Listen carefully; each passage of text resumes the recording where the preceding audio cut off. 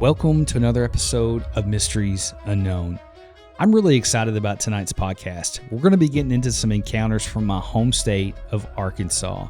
First up on the show, I've got Rusty with me, and Rusty had a Class A encounter when he was in college, and he was fishing in the West Memphis area, and he stumbled upon a Bigfoot creature that really impacted his life. But after that, I've put together a playlist of encounters that's been on my show from Arkansas that we're going to watch together and talk about. Some crazy stuff happens here in my home state. But before we do any of that, I just want to say thanks for being here. I appreciate all the support. If you have had an encounter you would like to send me, you can send it to me by email at MysteriesUknownPodcast@gmail.com. Let's jump right into the story. Rusty, welcome to the show. Thank you for having me. Well, man, I'm really excited to have you here, especially when you told me that your encounter happened in Arkansas. But why don't you take us back to your college days and walk us through this encounter? Sure. So I was in college at the time. This was the summer of 1980. And for the people who are there, they'll remember, and this is kind of, I think, important to the story. That was about the hottest summer on record at the time in eastern Arkansas and Memphis, Tennessee, and that area. It had been above 100 degrees, something like 25 days in a row. I mean, it was just miserable. Anyway, so I was working at the time as a lifeguard at a small lake in Arkansas that was an old run of the Mississippi River. In other words, where the river had changed course and left behind a horseshoe type of lake, they called it. And we had a beach for swimming. We had a little resort there so people could go camping and fishing and stuff. Anyway, so I was working as a lifeguard with a buddy of mine from college. This was my college summer job that summer. And in the evenings, after we made the swimmers come in, he and I would take a boat that we had there at the lake and go down the water and go fishing. So we would go out, 7:30 in the evening. This was June, so it was still bright daylight, and we would go out fishing up and down the banks of the lake. So we were trolling on the lake, maybe 10 yards out from the shoreline, kind of parallel to it, slowly moving, and it was quiet. Just a trolling motor, so just an electric motor. So we weren't making any sounds. And then we heard on the bank some sound like something moving in the brush or so, because they're very heavily very brushy, very thick vegetation on the bank. We looked up at the same time, my buddy and I, and we saw on the shore what appeared to be like I said, the head, shoulders, and upper chest of a cross between a man and an ape is about all I can describe it as. It was hairy, had dark skin on the face. There was no hair on the face, but there was dark hair on the head, the neck, the shoulders, and we saw it down to about the level of the nipples, and below that was the vegetation was so thick we couldn't see it. So it was probably standing, a couple of feet, 3 feet maybe from the shore in the bush. And the impression I had at the time is that we surprised it, that it was coming down to the water, maybe to drink or something because it was so hot, and that we just happened to be in the right spot at the right time.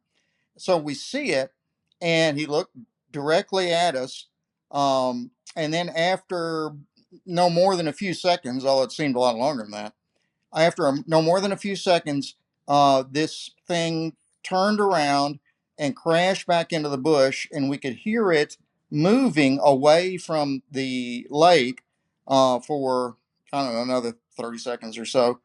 And then we didn't see or hear anything after that. So he and I are still out there on the water, and we were, like I said, in college. So I was 21, I think he was 22. We're terrified. We had no idea what to make of that. I really didn't know that much about the concept of Bigfoot or what that really was about. Anyway, so we went straight back from there to our cabin on the lake, which is where we were living during the summer, and ran inside the cabin, locked the doors, and loaded our guns because we had no idea what this was. Um, and it continued to work there, but we didn't tell anybody because we didn't know what to say.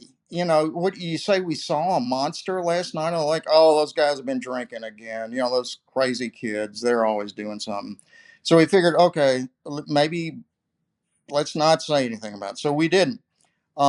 Stayed out there the rest of the summer and never really saw or heard anything that we could swear was abnormal again. We heard some, well, we always heard like some vague cries or howls from the woods. You never knew whether it was a coyote or even mountain lions. We had lions there at that time in eastern Arkansas. Um, but nothing that I could absolutely swear was something unidentifiable. So that's basically the story. We, as I said, saw it really for only a few seconds, but as you can tell, it made a tremendous impact on me. Um, my buddy has deceased now. As I said, this was 1980. I'm now 65. He died 8 or 10 years ago. Um, we, as I said, chose not to tell anyone for the longest time. In fact, in those days, you didn't know what to say because there was no internet at the time. There was no nothing like this, nothing like a podcast or anything. So we didn't even know, who else in the world might have seen something like this or know what we were talking about. So, as I said, we didn't say anything to anybody until I guess maybe 10, 15 years ago, when the internet had become a thing. I stumbled across the Bigfoot Field Research Organization, or BFRO. And I entered my case as a report there, um, and have been contacted and have contacted other individuals who have had similar experiences since then. In fact, I contacted you, I believe, at somewhere, or I saw your podcast online or something. Any rate, that's been the story. I can't say that I know exactly what it was, but it is what it is. That's the story. That happens more than you would think. It's a really common type encounter, and I hate to use the word common with that, but it's really common. The people come up on these creatures and they seem to catch them off guard for whatever reason. I don't know why that is. These things are really intelligent, and so you wouldn't think that would happen as often as it does. But with all that happening to you and having that encounter and spending time out in the woods and the lake like you do, how did that affect the rest of your life as a college kid? Immediately that night, he and I talked about it, much of the night, and we're just absolutely terrified. By the next day, everybody started showing up for work at the lake, bright sunshine. It was way hot again. We kind of were able to put it aside at the time because we were working very hard. We worked, 12 to 14-hour days every day. So I think we kind of used our work to, as a way of putting it out of our mind. Then later on, like I said, I was going into my senior year in college, and from there I went straight to medical school. Um, so I was very busy at the time, and then in medical school and residency and fellowship, you never want to be the person to say something weird happened to me because at least at that time, everybody wanted to be. To toe the line, to be very conservative because you're afraid you'd be kicked out or something. So, I don't know that it changed my life directly, but I always had it in the back of my mind. So that I guess, if anything, I guess I could say that it changed my life by making me more open to the idea that there are things out there that we don't understand. Honestly, I've never been a big, or some like some people. I've never been a big camper enthusiast. I go fishing occasionally, although I didn't get to for many years when I was in medical training. Um, but I've never spent a whole lot of time in the woods, and that hasn't changed really. Um, so I guess the impact on me was more uh, subtle, mental. I don't know that it changed a whole lot of what I actually do or did with my life. Rusty, I'm really glad that it really didn't have that big of an impact on you or take something away from your quality of life. I talk to a lot of people every single day that it takes that from them, outdoorsmen, fishermen, things like that. And they lose that joy that the woods brings them. So I'm really glad that didn't affect you in that way. But going back to this encounter, when you saw this creature, did you smell anything at that point? No, we did not smell anything. We did not hear anything that you could call a vocalization. The only thing we heard was the bush crashing around it. I'm always really curious about that because sometimes people report those smells and then others don't. I personally think that it's like a defense mechanism. You know, they can turn it on and turn it off when they need to. But man, what do you think he was doing out there? After I started to think about it, I suspect he was coming down to the lake to cool off. If nothing else, just get some water. If not, maybe get in the lake because it was so hot that year. Um, and the area where it occurred, I don't know if you're familiar with that area, but the Mississippi Delta up and down the Mississippi River is about a 75 to 100 mile wide stretch of uh, forest and cultivated lands, like cotton fields and that sort of thing, with an occasional city in between, like Memphis. But on the Arkansas side, there's very little. I mean, there's West Memphis, the town of West Memphis there, but realistically, there's up and down the river probably a several mile wide and many, many miles long stretch of unbroken uh, wilderness there. And it's there because it floods frequently, like once a year or so, almost once a year. That's in the floodplain. So there's very little development there because you can't really, because it floods all the time. So I always wondered if, was the creature traveling, like using that as a highway or something, just to go down river perhaps or upriver. Um, and he was hot, and it stopped at the water to try to cool off, and that's why we caught him by surprise. Well, that makes sense, man. You know, with that kind of area and it being a floodplain, there's not going to be a lot of people down there anyways, so not a lot of population, and there's plenty of food sources and stuff for it. So, I could see why they do that, and why you caught it there. And I think they probably migrate through areas like that, close to the water. So it really does make sense that you might have just stumbled upon it like that. But with all that being said and having that encounter, man, what do you think these things are? I had no idea at the time.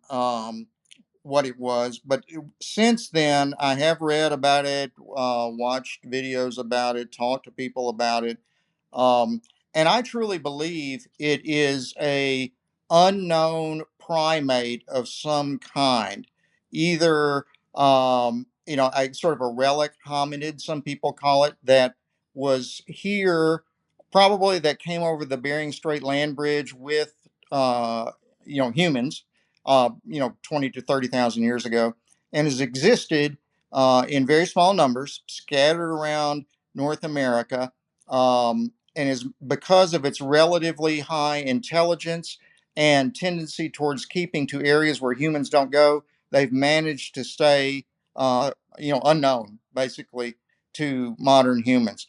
Um, I actually had a talk or met with Dr. Jeff Meldrum, who is one of the few academic experts on the topic. I went up to his office actually at Idaho State a couple of years ago, and I communicate with him by email still. But anyway, he and I talked about it. I think my view is pretty similar to his. Could it be a descendant of some of the old hominids like the so-called Gigantopithecus or Australopithecus? Yeah, I think it could be. I don't know that we know for sure what it is, but that's my suspicion that it is a relic hominid that has existed, or its descendant, or it is a descendant of hominids that have been in existence for presumably millions of years, that it got to North America just like humans did across the Bering Strait land bridge, and therefore has been in North America and probably South America too, for 20 odd thousand years, just like humans have. There's so much in God's universe that we just do not understand. And one of the truest statements I've learned in this world is when they're flesh and blood, they're flesh and blood, and when they're not, they're not. And until we find a body, all we can have is our own opinions and our own thoughts. And I love to hear other people's thoughts and opinions. And so I appreciate you taking the time to share that with me and my audience. But if you have the opportunity to see one of these creatures again, would you want to? Oh, absolutely. As I said, I think it's just another wild animal out in the woods. Maybe one of the more, um, higher intelligence mammals out there, like are similar to, but not the same as a chimpanzee or a gorilla. It's a hominid, so it's fairly intelligent as wild animals go.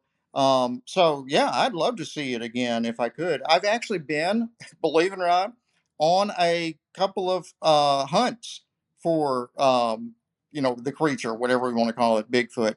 Although I've never seen it again in any of those circumstances. But yeah, absolutely. If I had the opportunity, I'd do it. If I could search, if I had the time to go out more, which maybe I do now. I just retired last year as a physician, so I'm just starting to figure out what to do with my time. So, maybe I'll go more in the future. Who knows? Well, I'll tell you what, man, a lot of people don't think about Arkansas and the Bigfoot community, but you're kind of in the perfect spot to try to hunt this thing and find these creatures, because we have a lot of sightings in this area and a really vast variety of landscapes. So you're kind of in the perfect spot. It sounds like it's the perfect time. So congratulations on your retirement, man. And it sounds like you got plenty of time to do that. But man, what would you say to somebody who's listening to this podcast that maybe isn't a believer, that doesn't think these things exist? What would you say to them? The only thing I think I would say to somebody is that we find new species, including relatively large species, on a relatively regular basis. There are species identified in Canada on a regular basis, species of new ungulates. Something similar to a deer or something like that. In Africa, they find new species. So is it impossible that it could be a new species? No, not at all. Based on the evidence that we have, or not even evidence, data that we have available now, it is possible. So therefore, like I said before, my eyes were opened a little bit to the possibility that something that we don't understand exists. So I would encourage non-believers not to just write it off as silliness. I know there's been a lot of silliness around, the concept of Bigfoot, and it kind of annoys me a little bit when I see really stupid stuff being said about it.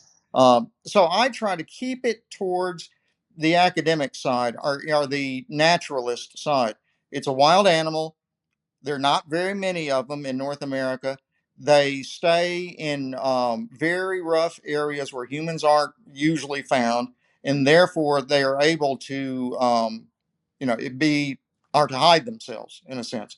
So keep an open mind. I guess that's the summary of what I would say. You're seeing something that's not supposed to be there, but people are seeing these things all the time, and more encounters are popping up. And I think it's something like we've only discovered, I think, 10% of the world's oceans. So, I definitely would keep your head on the swivel, keep your eyes open, because you just never know what you're going to see. But Rusty, I appreciate you taking the time out of your schedule and coming on the show and sharing that encounter with my audience, man. I really appreciate that. You're very welcome. Happy to talk to you anytime, or if anybody has any questions they want to ask me, feel free to contact me. I have no qualms about talking to anybody about it. Since the beginning of time, man has tried to solve this one mystery. Why is coffee so stinking good? Solve the mystery with Mysteries Unknown Coffee. The truth is out there.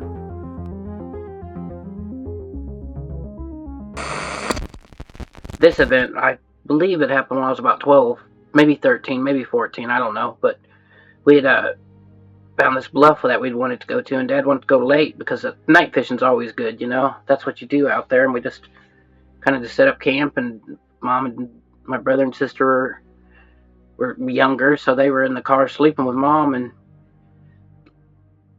there was like several tree knocks between, like when we got there, and then we started smelling weird, like odor smells, and we noticed things like that, and then we even started noticing like our picnic basket had gone missing, and we were like, we had a blanket come up missing, and then we started seeing other things, and we noticed down below the bluff when we were pulling our jug lines up, because we were checking them, because that's what we were doing with jug fishing, if you ever done that.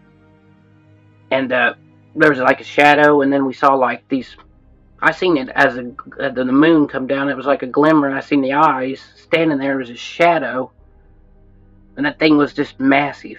I don't even know what it was, but there was this god-awful, howl, and it just through the whole area, and it was just like, and Dad grabbed us and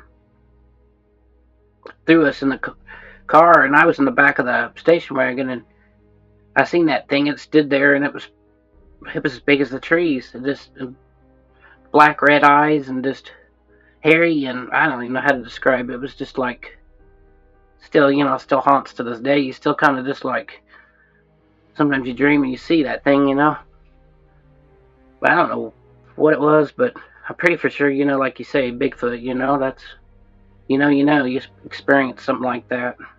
That's a really scary encounter, Floyd. And in my opinion, you're very fortunate to be here to share that with our audience. Why don't you talk us through what happened next after that? After your dad put you guys in the car, what happened then? What did he do? He just peeled out and got out of there. It was like there was like a rock driveway, so what was like a bluff, So you went down, and like I'd said earlier, he had been. Their trees were actually parting and separate. You could see the forest and the pines just parting ways and knocking down, and you could see it whack, whack, whack, whack, and your heart's just like 90 to nothing, and you're just like you can't move. You're like a stone, and this thing's coming at you. And that's another thing when we were fishing. We had noticed like big rocks coming up and just boom, and we're like, where the heck did that big rock come from? And who would thought, this. It's just hair raising. Wow, that's really scary. So when he was leaving there, you actually saw this thing chasing you. You could see the trees parting. Did you ever get a glimpse of it through the woods at all when he was taking off? When we pulled out and when Dad peeled out and he was throwing gravel, that thing was standing there, and it was black. It was at least 10, 12 foot tall, and it was a muscular, ape-like creature that was just covered in. It looked like he was covered in moss and something. I don't know what it was, but he was really angry, and he was like a bull does, when he's standing his ground, He's telling you to go get, you know what I mean? And he means business, and you just. Well, Floyd, I know that's not the very first time that you had an encounter with this creature. So why don't you take us back to that encounter at your grandma's house and kind of walk us through that encounter? When I was probably 6 or 8, my grandma threw me in the closet and Rogers, and she had something outside scratching and pounding on the apartment. That's the first thing I remember is waking up and seeing the eyes in the window and Grandma throwing a blanket on me and throwing me in the closet. And literally, it like the house was being knocked over, Something was beating on the walls. It was scratching. It was roaring. I remember very vividly being scared and Grandma frantic and calling Dad and Mom or Dad and my uncle to get them over there now, and they came with guns actually, and they said that there was scratches on the front door all the way at the top and all the way down, and that's a good 8 foot down. And then she'd said there's a footprint on each side of her 6 foot fence out there, which it was facing the garden, which it's still like seeing the eyes and then seeing the footprint on one side and the footprint on the other, and something that big to just just step over. Wow, it's massive, man. It makes you wonder if that was the same creature you saw with your dad out there where you guys were fishing. But with all that being said, and those kind of encounters, and we'll go back into that more in a minute, but how did that affect you as a child? I didn't like going outside. It messed with me, I didn't want to go outside. I didn't want to, because you definitely don't want to go near the woods, Yeah, it'll definitely change you. And once you understand that these things are real and that they're out there, there's a lot of people I talk to that it kind of takes the enjoyment from the woods away from them, and that's sad because it's a good place to be. That's where I go to pray and all kinds of stuff. But when you said you saw the eyes in the windows at your grandma's house, were they basically the same as what you saw when you were fishing with your dad? And kind of describe those for us. They're red, black, glowing coal, eyes, and it just. I guess like fire, you could say. Something you just won't, you just can't forget it. It just imprinting. Well, it definitely changes you. It affects every aspect of your life, and it's one of these things that you got in these rabbit holes trying to figure out what this thing is. But did you ever go back to that location where you guys were fishing at? We tried to find it, but we never. It's like it just disappeared. It was there one day, and everybody just laughed at us, and so we just kept it quiet, and just, and then the local said, well, you're an idiot, don't go in the woods anyways, we were told you better, and that's how it was, That's unfortunate, because I think there's a lot of people like you that have these stories and these things that happen that we just can't explain, and then they just keep them to themselves. And, the whole reason for this platform was to give people a safe place to share their encounters, because I think there's a lot of things in God's universe we don't understand, and I don't know. I find that very interesting, and something like that really does affect your whole life because it changes your perspective. But Floyd, what do you think Bigfoot is, and why do you think it didn't harm you that night? Obviously, it wanted you out of there, but what are your thoughts on that? For one, I think possibly, because I was a child, for one, and then for two, well, you hear the Indian legends about the Bigfoot stealing children, I've researched and read several, encounters about that, but I kind of think they're kind of like protectors or guardians, you know what I mean? Like they guard like sacred grounds and stuff like that for Native American, burial grounds and such. I think it's something to do with that, but it's a good theory there, Yeah, that's a good theory, and you brought up a lot of good points. And I know I talked to a lot of Native Americans, and their stories and stuff. They talk about these creatures, being cannibals and coming in and taking children, and it makes you wonder how long that creature was standing at your window looking at you, and then also how long it was watching you and your dad out there. And in my opinion, these things aren't good. I think they're evil. I think they're Nephilim. That's just me. That's what I think. But I really do think that you're very fortunate to be here to share that encounter, and I appreciate you coming forward and sharing that with my audience. Well, thank you for having me. Yeah, absolutely, man. I got another question for you, though, and I always am curious to hear people's opinions on this. But if you had the opportunity to see this creature again, would you want to? Possibly, because it's interesting to find out, more about it and where they come from and where they go, and like why you can't find any of their bodies anywhere. Do they have a special burial, or do they live underground in cities, or what do they do? Because that's another theory there. We live underground cities. The best way to start this out first is to say I never really believed that these things existed prior to this event. I was skeptical like anybody else. However, seeing is believing, and I definitely believe now today. This happened 45 years ago, a little over 45 years ago, in 1975. Just went ahead and PCS down from Fort Benning, Georgia. I was in the military, and I PCSed to Fort Polk, Louisiana, from Fort Benning, Georgia. Was attached to the 1st 61st Infantry Battalion over there, and we were just getting it activated. My first experience in Louisiana, so getting used to all of it out here. One of my partners was from outside of Camden, Arkansas. And so one day he just said, "Hey, why don't you come up here for a weekend, stay with my family up in the farm?" We got a farm outside of Camden, about 10 miles out in the woods. And we were used to the woods. The military, we stay in the woods, especially if you're infantry. So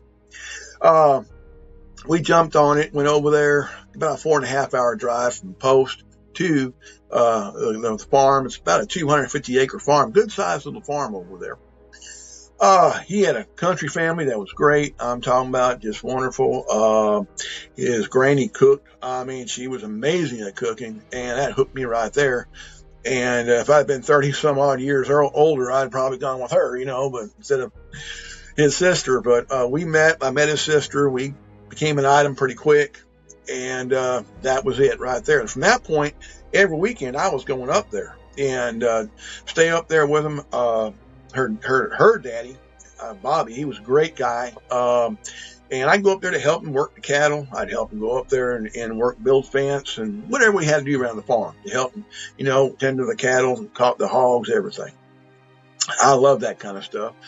That deep out in the woods like it was great.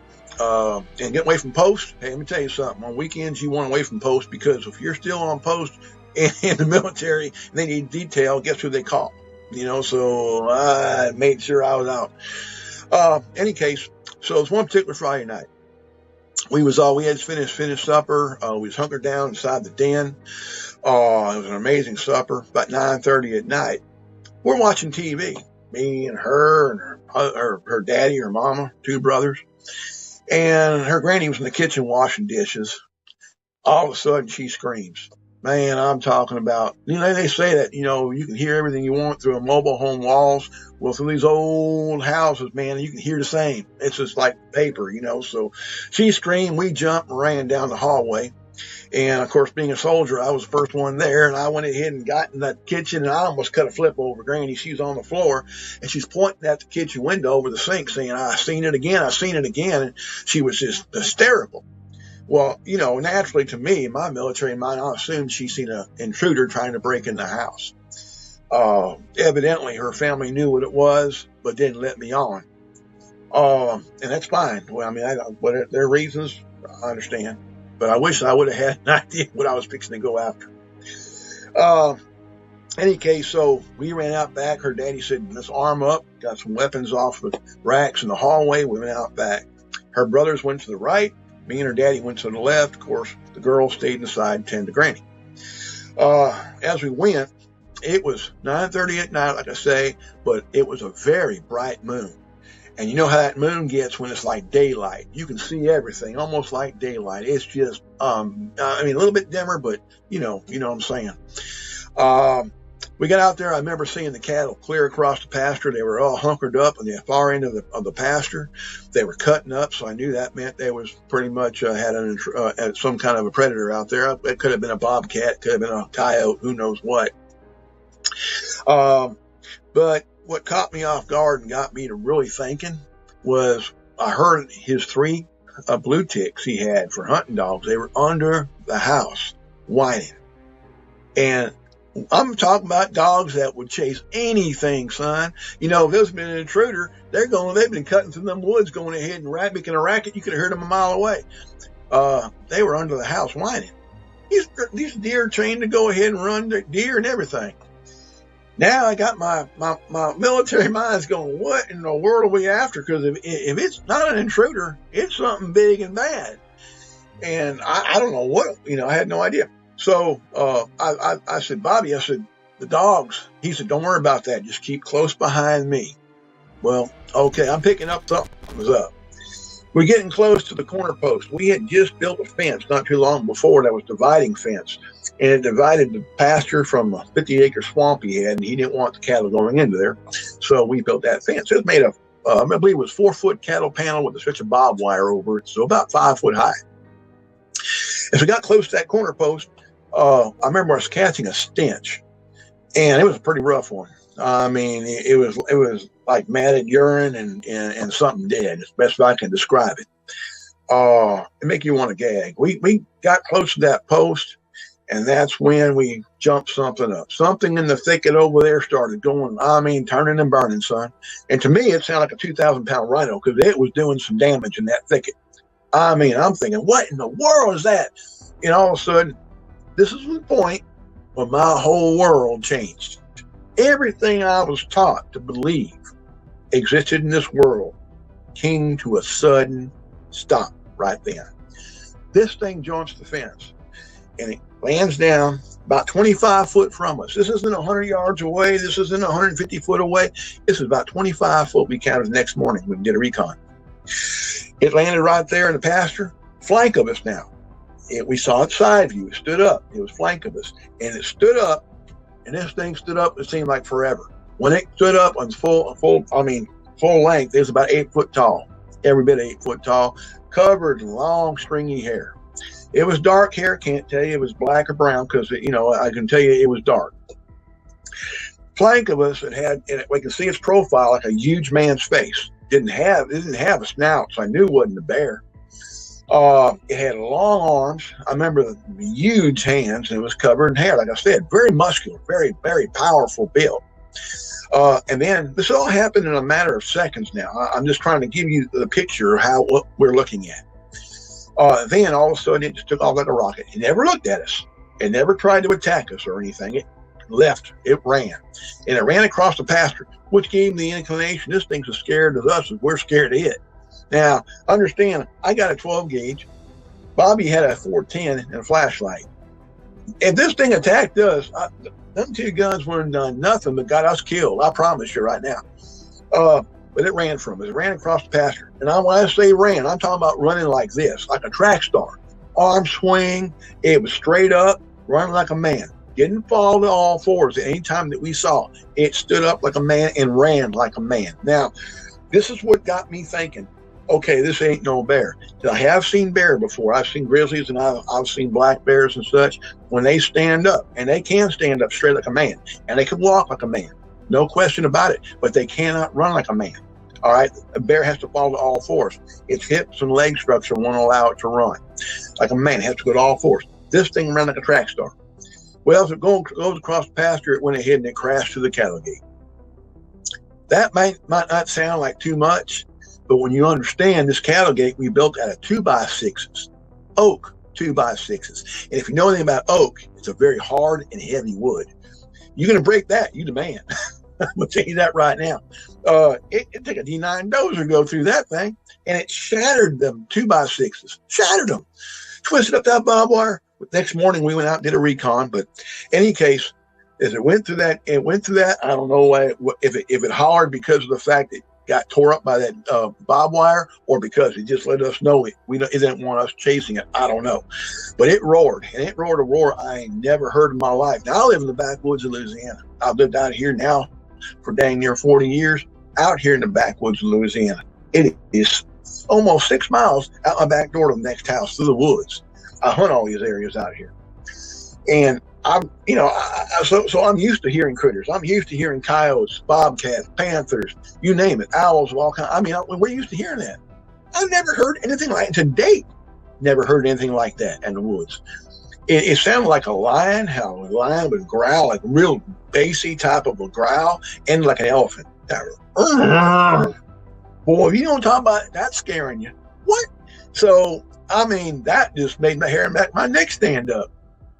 And in any case, all this time, my mind's going in full gear, trying to figure out, what did I just see? What did I just look at? And I'm trying to rationalize. I'm a 19-year-old soldier, right? I'm 66 now, but I was a 19-year-old soldier. So as a youngster, I'm thinking, what? Anyway, Bobby was shook up, badly shook up. Boys come around the corner. His sons, my girlfriend's two brothers.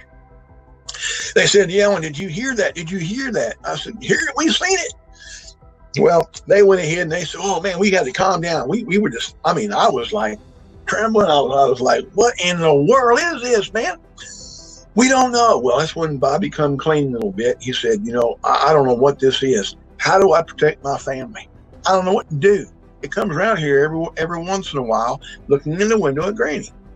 Now, it never tried to break in the house. It never tried to attack anybody. And the only damage ever done was that night when it went through the cattle gate. So he said, but we don't know what to do. I don't know what to do. When things calmed down a bit, went ahead and got his brother, about 6'4", tall, skinny fella, got him to stand under the kitchen window because the house is on pilings now, not too far from a river. So they had it up on pilings. And just for scale, had him go ahead and reach up as high as he could and go ahead and touch that kitchen window if he could. Now, 6'4", full arm swing, he's probably touching about 7 foot fingertip, I would think. And he can barely touch the bottom rim of that kitchen window, which told me, perspective, this thing had to have been 8 foot tall or taller to look in that window like it did. Well, at that point in time, there were hearts are still beating. We're trying, adrenaline's running still, but we calmed down some, went in the house, see about Granny. Got inside there, she had calmed down a lot. We got inside there, boy, I'm just, talking about the coffee pot is ready, and I'm working on it. Trust me, I'm working, and I started working on it then. I didn't stop till the next morning, and I kept on. I asked Granny, I said, "Granny, look," I said, we seen this thing. She goes, "You saw it?" I said, "Yes, ma'am, we saw it. It was close. We did not see its face real well. We saw a profile as it stood up because it was blank of us, but we did not see its face straight on. You saw it looking in the window." She goes, "Yes, I did, several times." And I said, "Okay. Would you mind telling me what you seen?" She goes, "Yes, it was like a huge man's face, rough skin, hair all around it, but not on the face, if that makes sense. Big red glowing eyes." And that was really a tripper for me because red glowing eyes, that's, how do you explain that? That's a vampire, right? But I didn't doubt her. I did not doubt her. These are Pentecostal people here. and I was not about to doubt her. I mean, I know what I've seen, so I'm putting this together one piece at a time. Well, we sat up that night, and of course, I'm going to tell you right now, there was no one sleeping that night. We all sat up around the coffee pot at the table, just drinking coffee and talking about this thing, trying to calm down, trying to go ahead and rationalize what it is. No one can really go up and say, this is back in 75. Understand, at that point in time, Bigfoot was a little bit, people were talking about it, because a few years prior to that, in 67, there was one seen up there in California, which was the popular thing, but no one really made a comment about that. It was hush back then, taboo. So that was, we didn't even, we were just trying to figure out what this thing is. I asked Bobby, I said, Bobby, have you considered going ahead and contacting the forestry department, something like that, or, law enforcement? He said, no, absolutely not. I don't want this getting out, because back then, they lived about 10 miles outside of Camden, and back then Camden was a small town back in 75. And their church and everything else, they did not want the word getting out. People would, to think they're crazy. And I can understand that. I can appreciate that. So back in that time and day, it wasn't like today where people were talking about this all the time. Now, all of a sudden, back then, it was taboo. So he said, please don't talk about this when you go back to the post. Don't talk about it. Please don't. I don't want the word getting out. I don't want us getting laughed at. I said, Bobby, don't worry about it. My mouth's sealed. And that was one of the reasons why I had my mouth shut for so many years.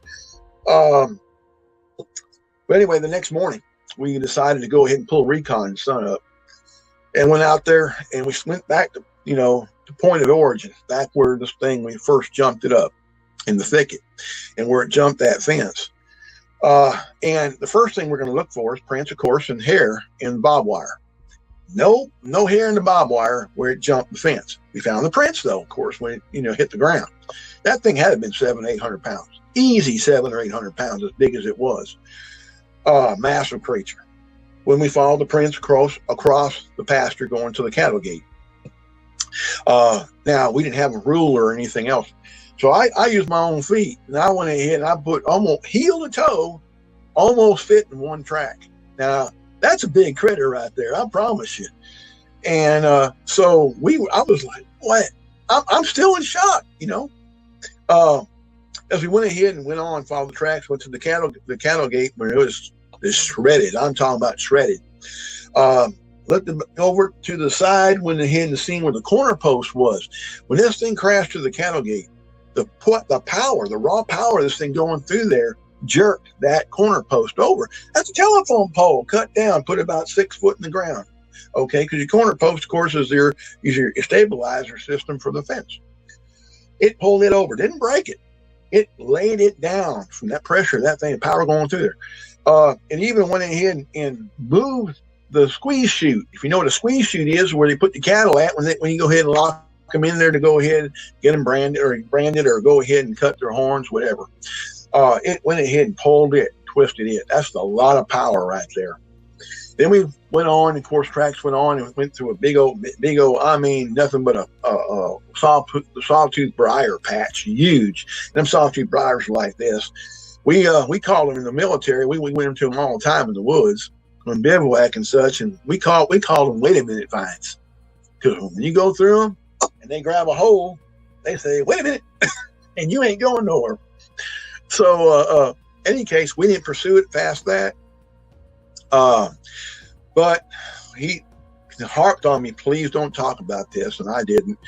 I went back to post, just everything in my mind going, these things are real. Oh my God, these things are real.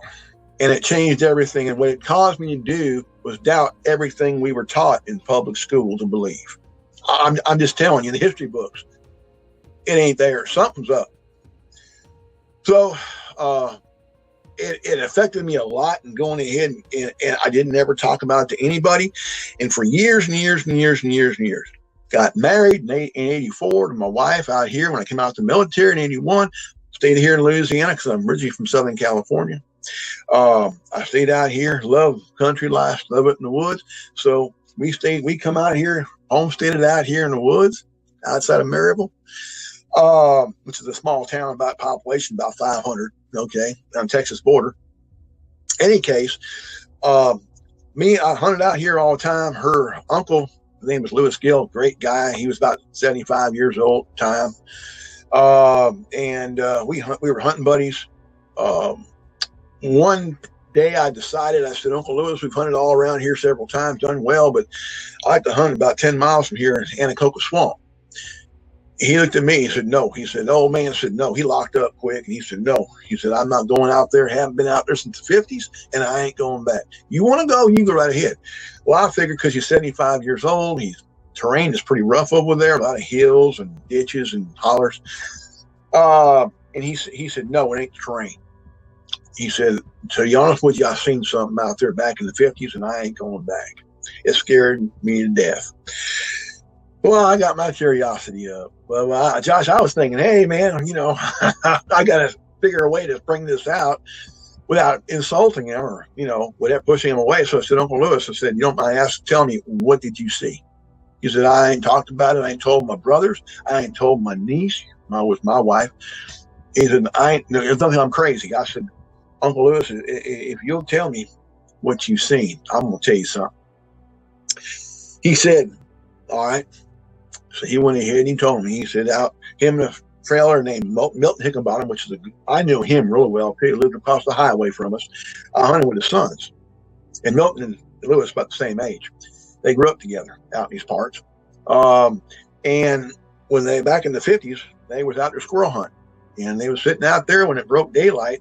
They noticed it was like a big tree out in a white sandbar across the creek. They thought it was a tree. It didn't move. And all of a sudden, this, when the daybreak broke, they've seen this thing better, and it was not a tree. It was some kind of big old giant creature covered in long hair. And he said it didn't move. Then all of a sudden it reared back, and it went out this roar. He said his hat almost come off his head. He went ahead, he said it turned around after it roared, it reached up, it had to grab the limb coming off the bluff above it. And then it went ahead and turned around, stepped up on the bluff and took off. They waited a few minutes. He said, we wasn't going out there. We wasn't crazy. We waited for it to be gone. And they went out there and they seen the prints in the sand, white sandbar. And we're stepped up on the bluff about 5 foot in the air, 5 foot high. So it had to been pretty tall to do that. And then that limb, he said, coming off that bluff up there, that he grabbed was about 12 foot in the air, which meant that thing had to have been easy 10 foot tall. So when he told me this story, he kind of spit it back into himself, and he said, I'm crazy. You think I'm crazy, son? You don't want to hunt me no more? I understand. If you don't want to hang around me no more, you think I'm a crazy old man. I said, Uncle Lewis, listen to what I'm telling you, son.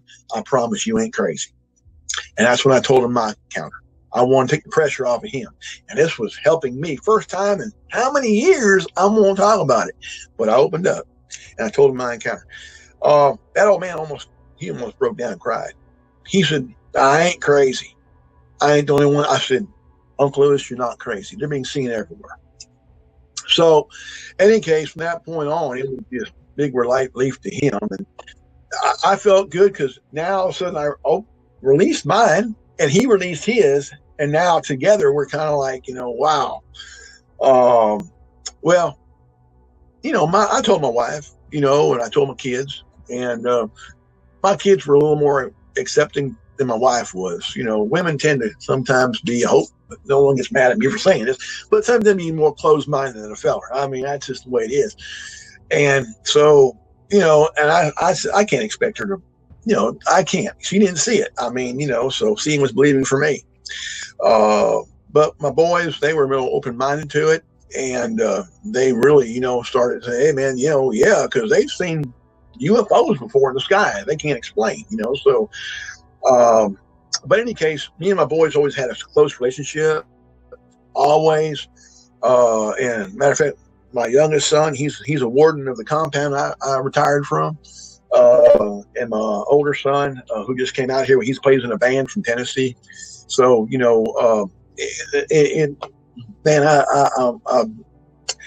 they believe Pop. So 66 years old, and I ain't forgot a lick of it. As a kid, I was growing up there in Mountain Home. I was probably like 12 or 13. I'm a kid. I always played in the woods. Like, as young as I could be, I'd always run out in the woods. And so I had no real fear. It was always my playground. So anyway, we lived out in the country, a little bit out of town. Had above the ground swimming pool. It was like in the summer, of course, we're swimming, but me and a buddy are swimming, and I start getting the tinglies on my neck, like I'm being watched. There's somebody watching me. So I start peering around. I look down at the back end of our property. It's probably about 80 to 100 yards. It kind of slopes down, but we had like everybody around there has a clear cut off your fence so trees and limbs don't break your fence. But right down that clear cut, there's a set of brush, probably 6 to 7, maybe 8 feet tall. It's hard to say. So I peer down there and I see this white head and shoulders just staring over all that brush. And so I'm really getting the willies, and I'm eyeballing it like hard. And I said, no, that's got eyeballs. That's got a face. That's something looking at me. So without taking my eyeballs off of it, I nudged my buddy. I'm like, hey, what do you see? And he stares down. He says, what is that? And so we're both staring hard. But as soon as we looked back at each other, looked back up it was gone. But it was a face, shoulders, and it had to be minimum 8 feet, probably much bigger than that because the size of the brush back there. So that was like my first ever encounter, and I wasn't real sure at the time, but then it started sitting in like, I think that was Bigfoot. I'm not sure at the time. So a little later that season, better start thinking about it. Later that season, as the fall came on, like I said, I played in the woods, so I climbed trees, and I like to climb way up, so the branches are bending under your weight. So I was sitting probably 50, 60 feet up in this oak tree, and I heard a scream come through the forest. I'm looking down into it. I could see everything moving. Didn't see anything, but I hear the scream coming up, basically where I saw the white one coming from that area. No scream. I've heard cougar. I've heard bobcat. No. This thing cut through me so hard that I got chills. I was scared. Dropped right out of the tree, ran in the house. Said, oh, Mom, there's something out there. So, oh, no. You're hearing things. They're not paying attention. Years later, couldn't tell at the time. Now, when I hear the Sasquatch screams, that was it. It was piercing yell, and it was like guttural to this, like a woman screaming for her life. So that was like my first experience at that age. In a similar fashion to the same place. I've had a lot of encounters in a lot of places around the country. So years later, I'm probably close to 20, late 20s, 30. Went back to visit my parents, and the property behind us was, when I was a kid, you could wander forever. Lakes, creeks, caves, just endless before you hit a neighborhood or another house. Go back that many years later, they're rebuilding. They're building. They've developed land. Everybody's sold out, cutting houses. So I just go back there to kind of kick around and see what's going on, where the property lines are going to be, and see this older guy coming down. He owned like a couple 300 acres behind us. And we got to talking, he's like, well, I'm selling my place. I was like, yeah, looks like everybody is. Just kind of walking around. I said, hey man, you ever seen and I didn't even get white out. I was about to say a white one. He said, a white one? Yeah. He says, yeah, it's been here as long as I have. Oh, interesting. So he didn't have a lot of stories. We didn't dive into it too much, but he knew about it. So time goes by. A Bigfoot research website, I'm not sure what it's called, they actually have a report of a white one within 5 miles of where I live by, other people. So here this thing's been verified over and over. That's as real as it gets to me. That's all I had at my house. Now, I had a rock throwing experience. I floated the Buffalo River. It's right out of that area. Now, I floated a lot. For like 10 years, I probably floated 30 weekends out of the year, like every weekend, all year long, winter, summer, everything. So it would have been, I'm saying, a late summer trip with another boat of friends. So there's 2 boats, 4 people. We're down just below the Elephant Head Wilderness, for anybody that knows the river. It's closer to the White River than, closer to the end. Anyway, interestingly, there was a verified case there from someone else, but we're sitting there hanging out, camping on the bank, campfire rolling. I'm a quiet camper, and I camp away from everything. I try to tuck in the bushes so I can watch the wildlife. You'd be amazed at what's out there. But my friends are right on the bank. Then I'm about 100, 200 feet away from them. Their stereo's blazing. Well, all of a sudden I'm hearing rocks at the river. And I'm like, well, what's hitting the river? The bluff's too far away. Nothing's falling. The rocks get closer. And I go over to my friends. I was like, hey, turn down that music for a minute. Y'all got to hear this. There's rocks hitting the river. They turn off the music and nothing. Several minutes go by. Okay, so they turn it back up. I go back to my camp. Rocks hitting again, getting closer and bigger. Hey, y'all, listen to this. Once again, it stops with the music. So, the third time around, rocks are hitting the bank on my camp. Like between us. Closer to me, but between us. And there's nothing in the world that's going to throw a rock across 100 and something feet of that river big enough, that are going to make these impacts. So I go, once again, nothing. As soon as they turn the music off, everything stops. It's dead silent. So I just, went back to bed, but I didn't have a light strong enough to see. And my ears I'm pinned on it all night. So after they turn their music off, the fire dies out. This was what blew me away. I wished I had some way to see what was happening.